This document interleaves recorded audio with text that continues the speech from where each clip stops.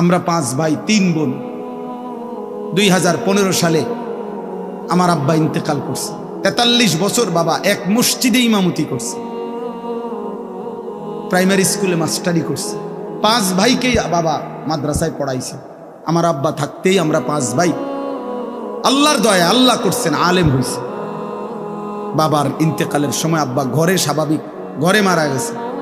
আমার আব্বার যে সময় শ্বাস টানতেছে, আমরা ভাই বোন সবাই ছিলাম, আমাদের ছেলে মেয়েরাও ছিল, না আব্বার নাতি নাতনি সব মিলাইয়া আমরা প্রায় 25 জন ভাই বোন নাতি নাতনি মিলে আল্লাহর কোরআন পড়তেছিলাম। এই সময় আমার আব্বা ইন্তেকাল করছে। আমার মা কাঁদতেছিলেন। আমি মারে জড়াইয়া ধরে বলছিলাম, মা আপনি কাইদেন।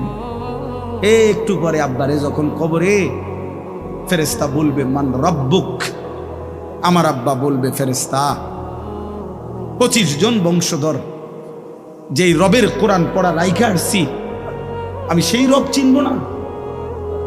বললি কি ফেরেশতা? রব চিনব না কেন? রব চিনব না কেন?